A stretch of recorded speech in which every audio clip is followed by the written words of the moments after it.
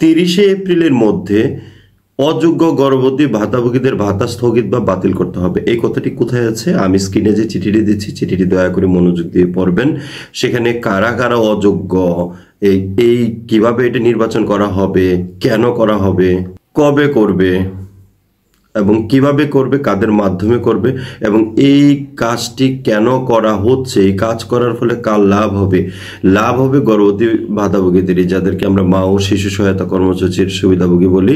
কেন লাভ হবে? এই অযোগ্য মানুষগুলো হচ্ছে যারা খুব ধনী অথবা ডুপ্লিকেট করছে অথবা তার এনআইডি হচ্ছে নাই, সে হয়তো জন্ম নিবন্ধন দিয়ে নিচ্ছে এবং সে হয়তো ভুয়া ভাতাভোগী অথবা ডাবল হয়ে গেছে। সো 30শে মার্চের মধ্যে এই কাজটা করতে হবে। 30শে মার্চের মধ্যে, মার্চের যেহেতু রমজান মাস এবং ঈদের ছুটি, এখন হয়তো করবে না, কিন্তু কাজটা হয়তো এখন কথা হচ্ছে যে 30শে মার্চ তো গেল, তাহলে এটা চিহ্নিত করবে কিভাবে? 30শে মার্চ গেলেই কি ভাই আপনি নিশ্চিত থাকেন চিহ্নিত করা এবং অফিসে বসে করা সম্ভব, আপনার কাছে যেতে হবে না। মানে চিহ্নিত করাটার জন্য আপনি যেটা বলতেছেন এটা আপনার কাছে গিয়ে করতে হবে না, আমার সাথে থাকেন, বিস্তারিত আমি বুঝিয়ে বলতেছি। আরো অনেক বিষয় আছে। বলা হচ্ছে যে উন্মুক্ত স্থানে সবাইকে জোরু করে বসে করতে হবে, ট্যাগ অফিসের নিয়োগের মাধ্যমে করতে হবে। মানুষের বিদ্যুৎ বিলের কপি দেখলেও দেখা গেছে আপনি ভাতাভোগী, আপনার বিদ্যুৎ বিল হচ্ছে 5,000 টাকা, তাহলে তো সন্দেহ আছে যে আপনার অবশ্যই আপনি বড় লোক, নাহলে 5,000 টাকা বিদ্যুৎ বিল আসে কি করে। অনেকগুলো টেকনিক আছে। তারপরে আপনার সঞ্চয়পত্র আছে কিনা সেটাও দেখা যেতে পারে। এইভাবে মানে যতভাবেই হোক, হতে পারে যে তার গরিব না কিন্তু ভাতা পাচ্ছে, তারপর হচ্ছে ডাবল, অথবা তার নামে অন্য কেউ ভাতা নিচ্ছে, অনেক কিছু করতে পারে।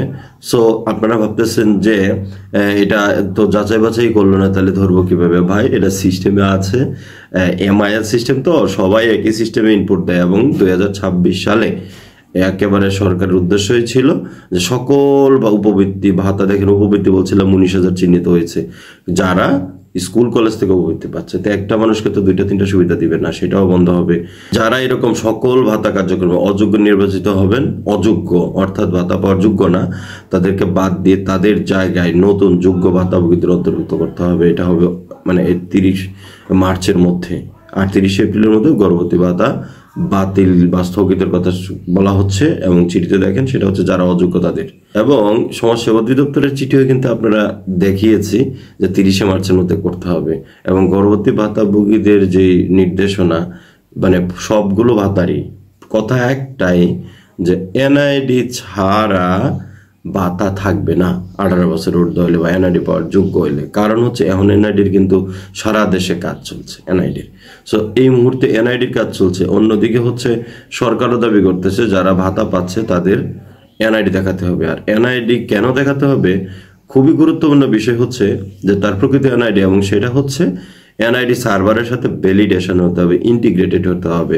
মানে আপনারা যারা অনলাইনে আবেদন করছেন আপনারা জানেন যে ডাটার তথ্য দেওয়ার সাথে সাথে আপনি দেখবেন যে যাচাই করুন অপশনে ক্লিক করলে একসাথে সকল তথ্য চলে আসে, সেটা এনআইডি সার্ভার থেকে আসে।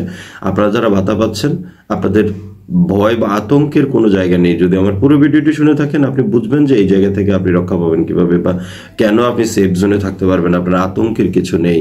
কারণ হচ্ছে আপনি যদি এনআইডি ভেরিফাইড হয়ে থাকে এবং আপনার বয়স যদি 18 হয়ে থাকে, সেক্ষেত্রে আপনার জন্ম নিবন্ধন লাগবে এবং সেটাও অনলাইন জন্ম নিবন্ধন, অফলাইন না।